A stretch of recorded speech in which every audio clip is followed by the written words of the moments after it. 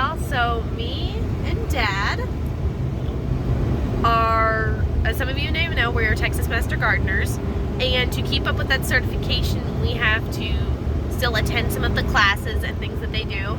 So today they are holding a tour at one of the Master Gardeners' homes so that we can go look around her homestead and gardens. So we're going to that, and we are going to, with her permission, videotape her garden so that you guys can see another Master Gardener, how their garden's set up and what they're growing and what it looks like right now. So we can't wait to show that to y'all. I'm gonna start this tour off by saying that she told us most of everything that was in her garden, but I don't quite remember it all, so forgive me if I get something wrong or I just don't know what something is. Like this right here, I don't remember what it is, although it is very beautiful.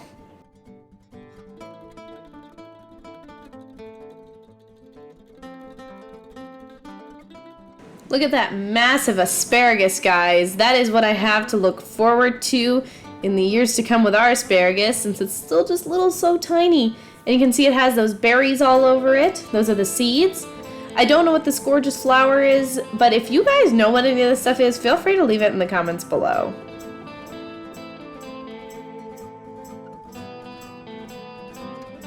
I just love how when you were in her garden, you didn't feel like you were in a garden. You felt like you were just in wildlife. Like it just felt like nature.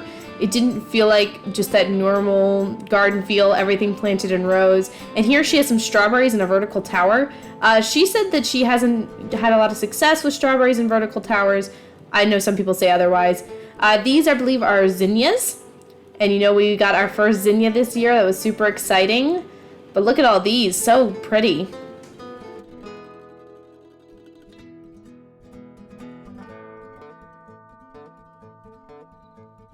I just love this beautiful garden bed setup. Now, I believe she said there were onions, garlic, I see oregano, comfrey, chives, so lots of different herbs going on there. She may have even said that there was lemon balm in there, I don't quite remember. But I just love the setup, it's really, really pretty.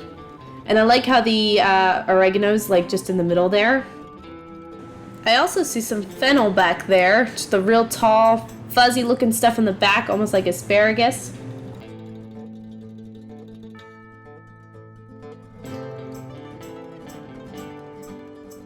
And look at this, I believe this is Swiss chard. That tag says it's the bright lights variety. Very beautiful. This is her blackberry bush patch. Very nice. She said that she preferred the thorned varieties to the thornless varieties. Personally, I've only grown thornless, so I'm not really sure what the difference is there. And she said that the only care that she actually does for them is just taking off the dead canes. Besides that, she doesn't do anything else. And you can see that this is definitely working out for her with how many berries there are. Another thing we have to look forward to, look at this huge elderberry. This had to be 8, maybe even 10 feet tall. And there were some smaller elderberries that the plant had also produced.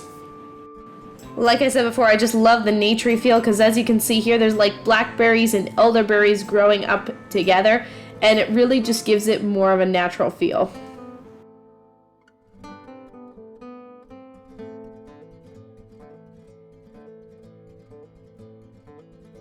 This is where she planted her peppers. There was so many of them.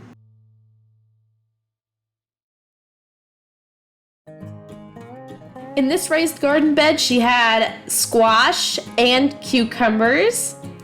And as you can see, there's already a cucumber that looks ready to pick over there.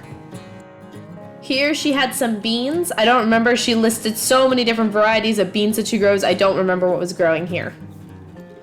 And here's that squash and cucumber bed from the other side. And this is with her zucchini. She had planted basil, and she had talked about how basil actually deters a lot of pests from her zucchini, and I thought that was really interesting.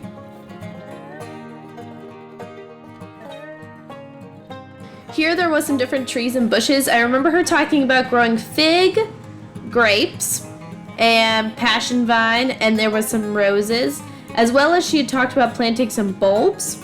Here are some of the figs. You can see there was little figs already on the tree. I believe these were her grapes. As you can see, there were already tiny little grapes forming on this vine. If you guys are inspired by this garden tour and want to see more tours, harvests, and learn some tips and tricks, make sure you give this video a big thumbs up and subscribe. And here was a rose bush that we seen. It was super pretty. I don't remember what variety that was. And here's some of her bulbs. There's another fig tree. This one also had small figs already starting on it. I believe this was a passion flower vine, but forgive me again if I'm wrong here.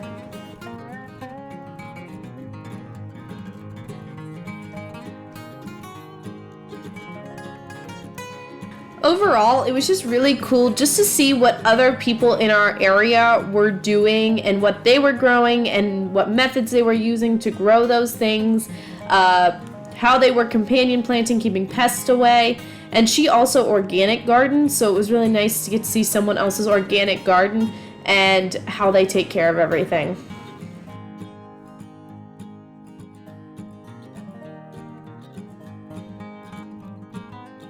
Back there were some beehives, but they're pretty hard to see from where I was standing.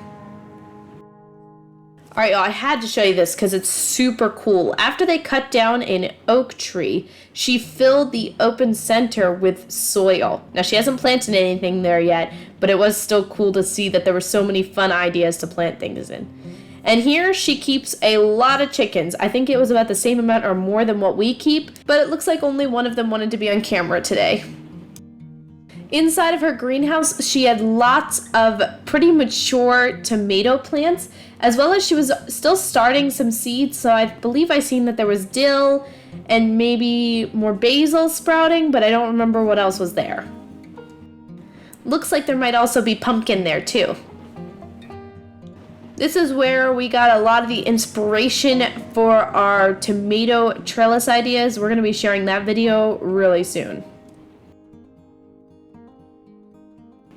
If you all haven't seen it already, make sure you check out our latest garden tour.